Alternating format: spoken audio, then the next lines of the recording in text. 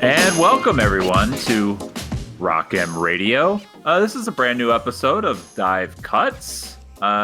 We are here in season 7, still podding along, talking about Missouri basketball and the winless and SEC play Tigers. If you're watching us on YouTube, please take a moment to hit the subscribe button. It does help us out. Hit the like button as well. If you are also watching on YouTube, you'll see me. I'm on your left-hand side. I'm Sam Snelling, the host here. With me, as always, far away in the plains of Indiana, lost in a sea of Hoosier fans and various states of discontent, Matthew Harris. Matt, how are you? Angst levels are high. Angst levels very, very high here. About as Mike Woodson's seat's getting about as warm as the temperature outside here in Indiana. The proud Legion of Crimson and Cream is disappointed. They would like a change made. That is a very, very clear consensus. Well, you've got Purdue and Butler relations going on here, so your family seems to be pretty happy about this, right? Oh, they're thrilled. They are absolutely thrilled for the misery that is unfolding in Bloomington. It is. I was at a family event this weekend, and my father-in-law, pretty much said unexpectedly, Mike Woodson's the best thing to ever happen to Indiana basketball. So that's where they are right now. The Schadenfreude is also very, very high here. It's you don't realize until you move here, really basketball is such a big deal. It's last week was sectional week for high school basketball. So for Missouri fans, our listeners in Missouri, it's district week, which means teams are trying to win their local tournament and get up. But sectionals are a huge deal here. Back when it was the all, encompassing bracket, back before they had the class system, sectional week was, the thing. It was are you going to Indy to play in, semi-state, or are you going to be staying home? And it's a massive week for the basketball staffs here. Purdue had staff out, Butler had staff out, Notre Dame had staff out. It's a game week in conference play, and staffs are going full bore to see high school prospects. Even down to the MAC squads, and even down to the Missouri Valley squad, you're out. Guess who was not out? High school games last week. Indiana staff. Guess Indiana, yeah. Yeah. So we talk about sometimes there's a political aspect to this job. This is one of them. During just in a basketball mad state, during a basketball mad week, to not have your staff out on the road, particularly when there are a couple of in-state kids here that are considered really, really big deals for the Hoosiers class. It has not sat well with the natives. So it's just, this is a long sort of tangent, but I really think it sort of illustrates the kind of environment I live in. It's great. I love that people here love basketball. They want to talk basketball with you, but man, I did not realize that diplomacy was so fragile here, that if you missed a semi-state, if you missed a sectional game, you would you'd incur wrath. So it's that's where we are right now, with Mike Woodson's tenure. Yeah, and I feel like you pointed out that Dennis Gates had been in to see one of the top 2025 kids. Yeah, Harrelson as Indiana native more than Indiana Mike staff Woodson had. Than the head coach have. Indiana staff has been in quite a bit, but Dennis Gates has been in more than Mike Woodson to see Jalen Harrelson at La Lumiere, which is in north central Indiana. Yeah, that's a faux pas. A faux pas, to say the least. Well, this is not a Hoosiers podcast, despite the last 3.5 minutes or so of discussing how things are going in Indiana. I'm sure there's at least a few Missouri fans who would take the Hoosiers record at this point, because they've at least won a few games. Things aren't going great there. Things are arguably going worse in Columbia, Missouri. Missouri. So we haven't. You and I haven't had a podcast together for what, 3 weeks? Yeah, something like that. Yeah, because I think 2 weeks ago you and Watkins potted together, and then last week it was me and Watkins. So everybody's had their fill of Matt Watkins. Kidding a little bit there, I hope. But yeah, so there's been a lot that's happened since you and I last. Missouri doesn't have an athletic director is one of the things that has happened. They have also not won a basketball game, continuing their streak of just losing all the conference games and basically playing the same script game after game after game. Although we did get a little bit of a different script by Missouri basically getting down really big early and looking like they were just going to, fold up and go home. And they went from down 21 in the first half and cut it to 2 and late in the second half. And it looked like they were really going to complete the comeback. But alas, as it always happens, that they miss a shot. I think Aiden Shaw got fouled and missed a couple of free throws, and Ole Miss converts on a one-on-one drive from Jamin Brakefield to kind of get the lead up to 4, and then after Aiden missed his free throw, which Aiden, to his credit, like both of those free throws were just like. That's the kind of shot when you hit it that softly in the front of the rim, it usually goes rolls in. Over, yeah. It did not, which is just like, it's this season where nothing ever goes right, and it certainly didn't in the late stages against Ole Miss. Yeah, just I think last year's team. We sort of got frustrated by them because they flirted with disaster quite a bit. Mm-hmm. They flirted with disaster at LSU. They flirted with disaster with Ole Miss and Columbia last year. They got down, I think, by like 9 or 10 in that game, and that team just had enough sheer offensive firepower to overcome a lot of kind of the same foibles that crop up. With this team, there are there's inconsistency defensively. There's not enough rebounding. They're not able to force as many turnovers, which only makes it more incumbent for them to hit threes because they have to now replace the second possessions they're giving up. And, there's just not enough here with the way the roster has been stretched to reasonably assume that. I think what, to Gates' credit in the last 2 games, when he's found a rotation that's worked, he's stuck with it for 5 or 6 minutes and just said, we're going to, around the under 4 timeout, tried to get guys, 30 seconds of rest before the under 4 and bring them back. And they just haven't been able to get over the hump. I think at Florida, I have my notes, 3 or 4 opportunities, between the 13-minute and the 10-minute mark to get back in it. At Florida, they had, I think even Nick Honor out of a timeout had a good look at a 3. On Saturday against Ole Miss, they get a great corner look for Nick, unguarded, halfway down, half out. It just comes back. They just haven't been able, even when they've executed what's drawn up, we talked about this, kind of in Zoe's final year. There's a point at which it comes down to guys executing and making plays. And this team just has, sort of been anemic in that respect. I don't know if they're going to be able to get, a win this week. I think Kempom in a piece we'll talk about, it gave them a 30% probability. That's not awful, but it's also bleak. So I think that's going to kind of be my lasting kind of impression of this team is they've had opportunities to probably get 3 or 4 wins, and they just have not been able to make the plays to carry it out. And, people, rightly are going to say that the 0-18 record is embarrassing. It's a black mark. The program's never had that.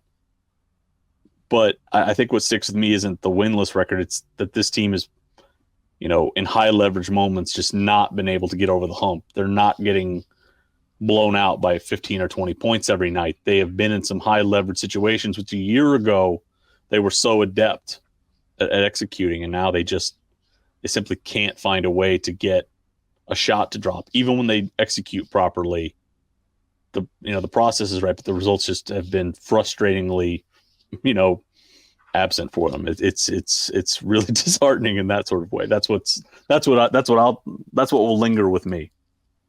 Yeah, like we've talked a lot about like the luck factor of it, and I've said before that I don't remember ever seeing a season like this, and we've seen a lot of bad basketball. And I'm not going to make the same mistake of calling this team, not a bad team. They've certainly become what you would consider a bad team. But when you look at how the season has gone and like having to like live through like the same sort of script every game where it's just it's like on repeat and the same guys have the same opportunities. I joked on the on our Slack chat watching the game against Ole Miss that Nick Honor, bless the guy, he's shooting like 0% on the season on need to make 3-point shots, like that three that you need. And last year, Honor arguably hit one of the biggest shots of the season. Like, taking away, Dree Golston's buzzer beaters, like Nick Honor's 3-point make against Mississippi State won them that game. So, this is a guy that hit a ton of huge shots last year, and every opportunity that they've had this year, and his percentage is still very good. So it's not like he's just got a broke ass jumper this year. It's just every time you need that three, it finds a way out. Like it just, looks good, gets a clean look. Not including there was one kind of late that he pulled from deep against Ole Miss, but I'm thinking like several plays before that when they were kind of cutting the lead and they had a chance. I think it was they were down 3 and they had a chance to tie it on a 3-point make. And I think if they'd have tied it, like that would have really shook Ole Miss. But of course it rimmed out. Yep. And it looked good. It looked like coming off his hand. It's I think the hard part is like we've the hard part about analyzing this in real time is like I think you have to kind of like parcel it all out this way. I think the injury factor can't be denied. They're going to probably wind up with, arguably, if you just looked at, concentrated it on guys who are expected to be top 8 rotation guys, probably their worst run of injury luck in terms of DMPs in the last 15 years. Mm-hmm. You cannot look at this season and just wave away the injury issues. I think as you and Watkins and I have talked about, those injury issues exposed some reaches at the back end of the rotation in terms of additions. Connor Vanover, I wrote in the summer, was going to be a high leverage type of guy. I mean, his skill is banging in pick and pops, but he's had 2 great years in college and 2 really bad ones. You were going to bank on that being sort of a guy who could continue to space and give you that threat, and it clearly hasn't materialized. Jesus Carolero was a guy who didn't play at all last year, and if anybody looked at how he played in high major games against high major teams, it had been really kind of like question-inducing in terms of what he was going to be able to do and would his game translate. And there are some nights where the scout is good for him and he's able to kind of do some things and flash some skills that he has. And there are other nights where it's just glaringly obvious that he's not someone you want to have in the mix. Kurt Lewis is a guy that, was filtered through the JUCO ranks, a guy that, it's always hard for those guys because he'd been at Eastern Kentucky, played like a freshman reserve, wasn't necessarily great as a sophomore, put up okay numbers at Logan last year, but nothing that I think would have put him in the same kind of conversation as a Sean East type. And they've just gotten nothing productive offensively from Kurt at all. So you've essentially had 3 spots, where you were banking on guys coming in and maybe not being key rotation pieces, but maybe filling in some niches for you. They haven't been able to fill those particular niches, and now they've been asked to do more. And it's just, you can't thread that needle. There's just no way it's possible. The eye of the needle is too tiny. So I think if you're going to have criticism, it's there in terms of what happened on the back end of the roster. I see people talk about the staff doesn't adjust, which is plainly untrue. It's plainly untrue. I chart every play, every single play call. I have 5 notebooks of them. They're running different stuff now than they ran even 4 weeks ago. Mm-hmm. Like last week, they trotted out diamond sets for the first time all year. They're now running a different form of a double stagger action. Like they're running different stuff. They've tried to adjust to the personnel. And defensively, they're also far more reliant on the zone than they were on the zone. For the previous year and a half. Like they would play about 40% zone now. They play about 40%. They're playing a lot of zone. So they're adjusting.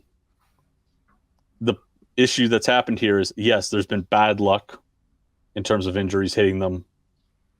There's been some mistakes made in terms of evaluation at the back end of the roster that have been magnified by those injury issues. And the schemes that they've tried to put in play here haven't worked to the degree that they can, or they can't overcome what's happened from the roster build perspective. And so to bring it back to what we're talking about here is you become really reliant on a guy like Nick Honor making a play. He's the guy that, is probably the most consistent shooter that they have outside of that's going to shoot it a bunch. Sean can shoot 50%, but he's more looking to hunt in the mid-range. But Nick is your shooter on this team. And he just can't seem to hit one when they need it. And that's where you are. Whereas last year, we would talk about some games like, oh, this is where Dree stepped up. This is where, they just fed Kobe Brown at the elbow and let him go to work. It's where Demoy, took over for some stretches. They just don't have a couple of guys that they can turn to and say, okay, maybe it's not these 2 guys this night, but this guy seems like he's in a rhythm, in a space where he can make plays for us. And, so it's all sort of magnified and sort of come together where I think you can't totally chalk it up to the fates of injury, but I don't think you can necessarily say that this team's not playing hard, that it's not trying to find solutions either.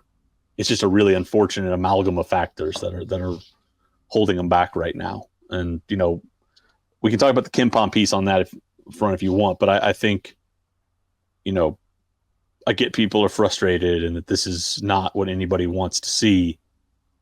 But, the guys are playing hard. The staff is trying to make adjustments. There were some mistakes made, and, this is just a catastrophe that I don't think you can pin on any one particular cause. It's a little more nuanced than I think some people would like to say or like to admit at this point. Sure. Yeah, I think we could realistically say that whatever problems they had in the roster build part of it, it was not going to put this team up to where I think we kind of thought they could reach. If hindsight's always 2020, blah blah blah. But I would say if you were to, even if you had this full roster, the full roster was healthy. I don't think I would have quite bought into them getting, because I think I had them at 10-8 in conference. You were more bullish than I was.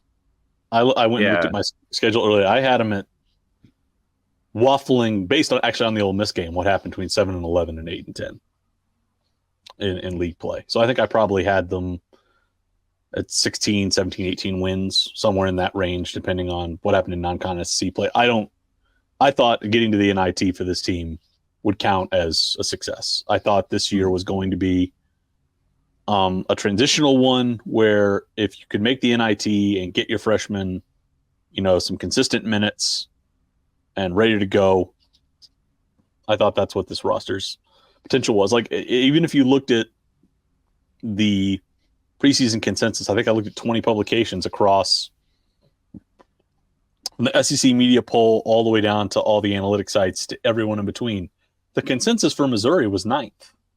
Mm-hmm. Like, this was not and in the SEC historically, that's 7, 8 wins. So, and last place teams have typically won 3 games. Like, so realistically, I think the bad luck and their poor variances cost them about 3 games. Historically, they probably should have won 3 based off preseason expectations and full health. 9th with probably an 8-10 record was probably the baseline for where this team should be. Yeah. If people were saying, if your hope was an NCAA tournament bid, I think that was probably overstating the ceiling for this team. Yeah, I hope to I always kind of felt like the idea was you hope that they would sort of be in the conversation. And I think full health, if you're 8-10, then you're probably in the conversation. Maybe up until like the last week of the season. And yeah, it's one of those things where it's just like, oh well, if they can win these last 2 games and make a little run in the tournament, then I think they can be in, and they end up kind of going 1-1 and all that kind of stuff. So I think we're kind of doing some parsing here, but I think basically having seen how the team ended up playing and seeing for me, I thought they would be better defensively with the roster additions, and for a while they were a little better.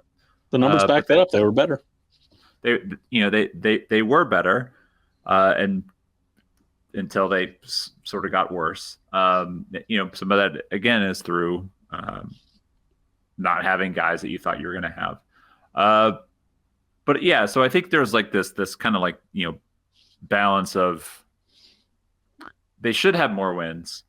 They don't.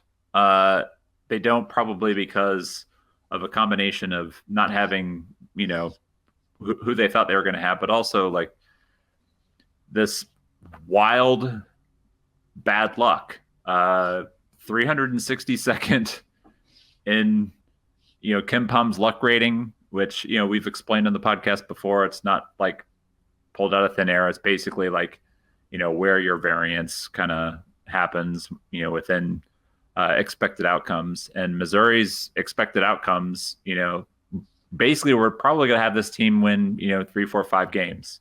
And with the injuries, 3, 4, 5 wins. Yeah. And they've not. They're at 0. And that's just like, there's been like all the variance has been bad for them. So like they play well when the other team plays well. They play bad when the other team, doesn't play as bad, or they lose to Vanderbilt because like Vanderbilt didn't play that well and they lost to Vandy. Like Vanderbilt didn't play all that well. They played better than Missouri did, but by a little. Missouri just played bad. So it's just like, it's all of these kinds of things. And I think like that's sort of the crux of the KenPom piece, which is, essentially like looking at how much of like a historical anomaly Missouri and their season really is, which is, I mean, when you're talking about a winless season, that's not really what you want to be worrying about is how much of an anomaly you are, but that's really what they are, an anomaly. Yeah.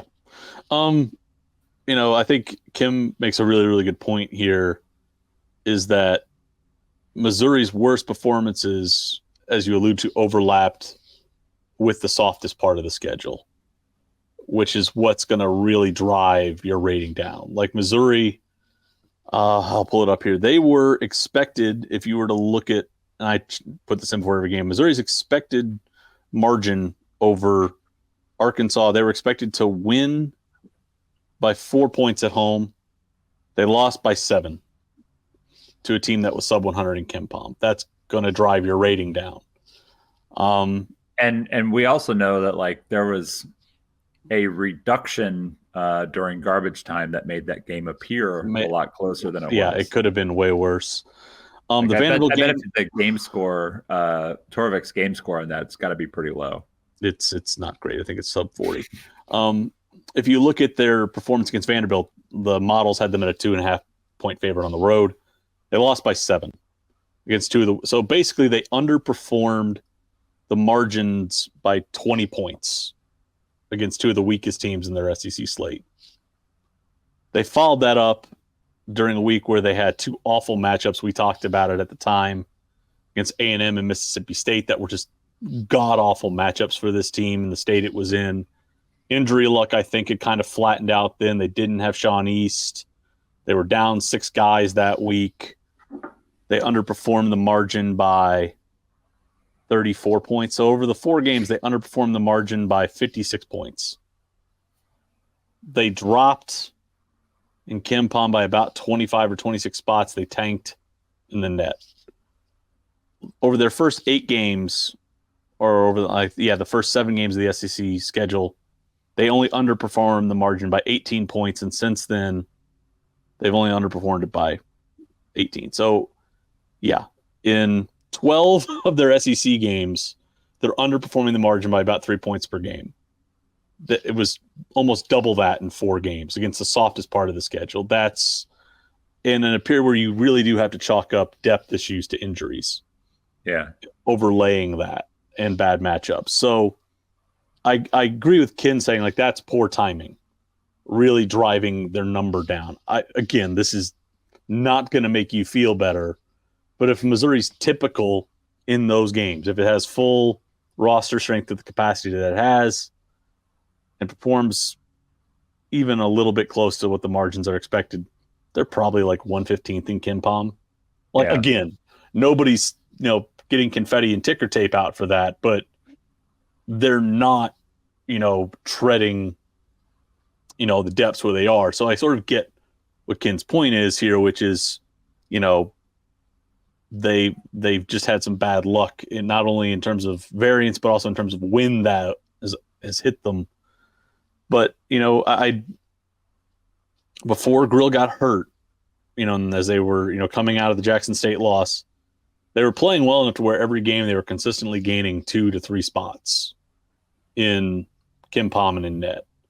Had they been healthy going through bragging rights, kept things respectable, they probably would have entered SEC play in the middle of the 70s. Like, that's a spot where if you do what you're supposed to in SEC play, you can play yourself into the bubble, or at the very least the NIT. Like, if you look at what happens to their rankings, at the very least, you're going to have SEC, basketball commentators talking about, hey, like Missouri's got to get a look, and you're like, buddy, they're like, they're still 3 games under 500, but in league play, always. Yeah, but so I think there's been some horrendous luck, but I mean, this is, I think I saw a graphic and I double checked it. Missouri was 13-3 or 13-4, 13-3 last year in games decided by single digits, which is true. This year they're 3-14. That's 500 over 2 years in games decided by single digits. That is, whether you decide to believe this or not, that is the median for performance in single digit games. Yeah. Missouri has just done it in the 2 most mind-bending ways possible that have taken you from exhilaration last year to utter and complete despair this year. Like, I think I tried my hand at it. It was very loose. It was during lunch. If you tried to figure out where their luck would be for this year, over the 2 years period, it's between 160 and 170 nationally. It smooths out to where it's typical, but we're looking at it this year, and everyone is now saying this is horrendous. You have to put this coach on the hot seat. And that's not to say you can't criticize the staff. You can't lodge really real critiques about some of the evaluations that they've made. That's not taken off. But I think you have to understand is to reach a firm conclusion based off two seasons, which are at polar ends of the spectrum, is just, it's not possible. Just like last year, people were like, we've solved it. We've got our guy for the next decade. This year, we've got to fire him. He's got to be on the hot seat. It doesn't work that way. And I think this is, me sort of wandering afield here. We talk about it all the time. Matt Watkins tried to write about it. The temptation of the portal is that you can fix it and you can never go through any hard spells ever. That if your coach is so good that he's just going to be able to get everything fixed every year and you will never experience any hardship, any bumps. And I think what this year shows is that's not true. Arkansas is struggling. Xavier is struggling to 500 seasons. Arkansas is going to go, like, you want to talk about disappointing. Arkansas is going to finish 8 spots lower than they were picked in the preseason. Missouri's going to finish 5. Like, Missouri's going to go winless. But if you talk about actual comparison to preseason expectations, Arkansas is worse than Missouri in terms of actual predicted finish. Kansas State's going to finish lower than some people expected. Guys who were hailed last year as quick rebuilders are really taking it on the chin this year. Lamont Paris last year left for dead in the water. Nobody was talking about that portal class this year. That portal class was 10th in the SEC. Yeah. The thing you have to do, and I think that, we'll get to, and we've talked about it a lot, is year 3, I think, is really where you really take a full measure of this program, because there will be 2 full recruiting classes. It will be guys that this staff will have developed. There will be a guy like Aiden Shaw that they will have had for 2 off seasons. They will have a sophomore class that's going to have gone through a couple of off seasons. They're going to be bringing in a top 5 class that on paper fits the profile athletically and, positionally that they want. Next year, if this team is, at 2-16 or 3-15 in SEC play, then I think you can raise real questions about the direction of the build. But right now, be pissed off about this, be frustrated, but also recognize that there is just a degree of flukiness in this too. And it's frustrating as hell. But next year, I think, is where you really begin to start to, you can start to see what they're trying to do from a roster building standpoint, from a stylistic standpoint. And if there are more struggles, if the things that we've seen over 2 years are still there, as far as defensive issues, as far as rebounding being non-existent on the defensive end, if they cannot, identify, enough key pieces out of the portal, if there are reaches on the back end of the roster again, then I think you can really start to say, okay, these are more trends than, outright sort of, exogenous events. But we'll see. I just think I'm at the point where I don't want to review games anymore. I don't even want to talk about, how much political capital this staff has burned. Let's get to portal season. Let's see what this team looks like next year. Because next year, I think, is really the litmus test for me as far as what this staff is trying to do and the direction they're trying to take things. Yeah. Well, I do think that something that you touched on a little bit, in there was something that I've been kicking around in my head for a while, and that that it basically boils down to fan patience. Nobody has it anymore. The way that we feel about the transfer portal and the approach of a lot of teams and programs to try to just remake everything. So I'm a frequent listener to the Iron College Basketball podcast with Gary Parrish and Matt Norlander, and I find Parrish to be wildly entertaining. He's very fun to listen to, but I disagree with him on a central point that he makes consistently, and that he always talks about how these coaches have shown that you can flip everything over in one off season, and the transfer portal makes it possible for you to go from bad to great. And while that's correct, I think what you have to have such like a broader scope, because what and this is not meant to like disrespect Parrish or Norlander, because they're national guys, right? They're focusing on the teams at the top of the sport, so they're not paying attention to the teams that are struggling. They're not watching the bottom half of the SEC, and seeing what an over-reliance on the transfer portal can do to your roster, and how that's going to impact really everything. And it's it's not just the transfer portal.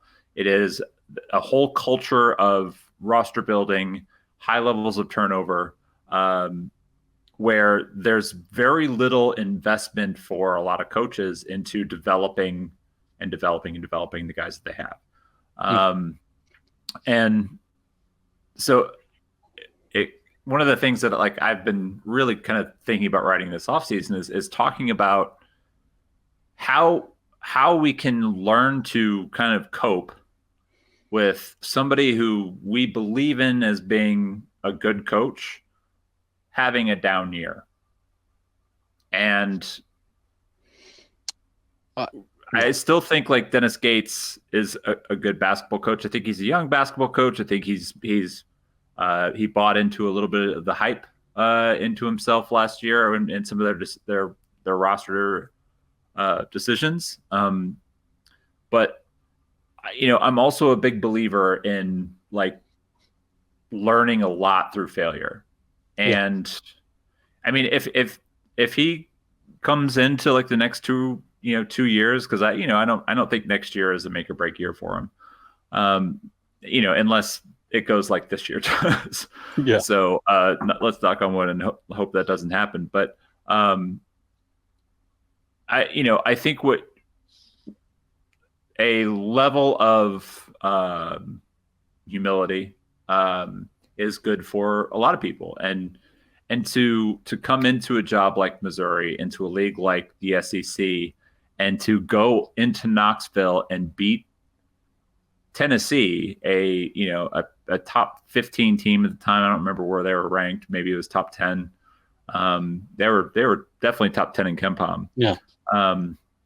But to play the way that you want to play, you really had to feel like you've got this figured out. And the reality is, like, there's too much going on that, like, I feel like I'm kind of like losing the thought here a little bit. There's so much going on in college basketball. Everybody is trying to win. Everybody is throwing money at their program now. The returns are so much smaller on your investment. The best thing that you can do is like take the guys that you love and the guys that you think can help you win, and just to go to battle with them. And as you learn how to like who's going to be good in those situations and not, is sort of how you approach recruiting and roster building. And I think Dennis has learned a lot this year. I mean, I think if you just go look at KenPom's continuity rankings, here are 3 teams in the top 10. Florida Atlantic, number 1. Number 42 in experience. Purdue, 9th in continuity, 67th in experience. I'm looking here. Marquette, number 3 in continuity, 126th in experience. But listen to the continuity numbers. Those are the guys in KenPom system that are playing the same percentage of minutes from one year to the next. 3 of the top 5 teams in the country preseason, 3 and 2 that probably harbor national title hopes right now. They built a core. They stuck with those guys, and they made selective additions from the portal. Like Lance Jones at Purdue was a really, really good player in the Missouri Valley. They needed a bench scorer. They needed a secondary combo guard. So they went in the portal and they got a guy to fill a need. But you look at what Purdue does. It's those guys in that core that have played together, were developed together in that system. And they're thriving now. What's crazy is, guess who's 25th in the country in continuity now? Duke. A team that was a one and done factory is number 25. If you go down, the list and look at some other high major teams that are in here, Mississippi State is not great offensively, but they're 32nd in continuity, 57th in minutes. They know how they want to play. They have guys bought into that system. They know their roles, and they're trying to execute them. And they're probably going to make an NCAA tournament again, even and they missed on a big portal addition in Andrew Taylor. But that's how good their culture, that's how good their system, that's how good their evals were. And that's how much those guys bought into that system. You can even look down at like a team like Creighton, which has had an up and down kind of year, but continuity there. But then on the other side of the coin, to show you how much luck matters, Texas A&M is 42nd in continuity and struggling this year because of the style that they play. The way they play is high leverage, it's high variance. And so sometimes I think what we do is we discount continuity, we discount teams that play together. And if you go back and you look at the last decade, I've done it. It's time consuming, but I've done it. Teams that go deep in March, if they aren't a one and done factory like Duke or Kentucky or Blue Blood that can, bring in, 5 top 30 level recruits, it's teams that are in the top 100 for continuity. They are old teams filled with 6 or 7 dudes that played together, that developed together, that know a system, and they executed at a high level. And the staff, when they went out on the road and they sat in gyms in the summer, they absolutely crushed their eval of guys they wanted to bring in. That's how you make deep runs. Like maybe you go in the portal and you get a year where you absolutely hit the mix, and you go deep. Like people will point to Arkansas. Go look at Arkansas's road to each of their last 3 Sweet 16s. Arkansas got help in their part of the bracket to make some deep runs. So the biggest thing here is, and I think it's hard for people again to sort of embrace this, is the long-term path for success at Missouri is Dennis Gates and this staff figuring out how to identify the guys that they can bring in and develop and build cores. Now, recruiting matters because you want to recruit high-level guys who have high ceilings, but that's the path here. And maybe if they're smart and they can make timely pickups in the portal, they can juice that a little bit, but the core has to be the same. And, that's my takeaway also from this year is, what are they going to do when they get a top 5 class on campus? These are their guys. These are talented guys. I've watched these guys play entirely too many basketball games. There's talent here. It's probably, I think it's more talented up and down than the 2017 group. More talented than the class that Haith brought in. But they've got to get them polished up, particularly offensively. Will they do that? That's the test for me. The portal miss last spring, sure, that's a demerit. But if they can't turn a top 5 class into a consistent NCAA tournament core, that's a bigger red flag to me as I evaluate them. But we won't know until next year. So we'll see. Yeah. You have anything else that you want to hit on before we get out of here? No, that's it. There's 2 games left this week. We'll see if they can get a win. We'll see if they can get over. Yeah, so we have 2 games left, one in the SEC tournament, and then they're locked into the 14th seed. And then at most probably 4 games, probably 3. And what I would say is that we've got a whole lot of things to look forward to this spring. A lot of really good coverage, and probably next week a little bit of an announcement from us over at the Rockin' Nation on what our spring coverage is going to look like and all that kind of stuff. So stay tuned on that. We're going to get out of here because we've been talking about this for 45 minutes, and that's probably about 44 minutes too long to be talking about Missouri basketball. Everybody, thanks for tuning in. We will be back next week to talk probably some more previewing of what we could look at into the transfer portal. But thanks everybody for tuning in. We'll be back. Have a great week. Thank you, everyone, for tuning into Rock M Radio, a proud partner of Fans First Sports Network. If you enjoyed this episode and would like to see more just like it beamed directly into your personal device, just click the subscribe button below. Beep. And you can find this podcast through the Apple Podcast app or for iPhone, or the Google Podcast app for Android, or whatever app you use to listen to your podcast. We are also available on Spotify. Just search for Rock M Radio. And if you like other sports, Fans First Sports Network is a podcast network that has coverage of all other teams, Major League Baseball, MLS, NFL, whatever you want to listen and read about. It is a great network full of really fantastic podcasts. So look them up and subscribe to any and all of those podcasts. Rock M Radio will be back with more episodes coming soon. Thanks.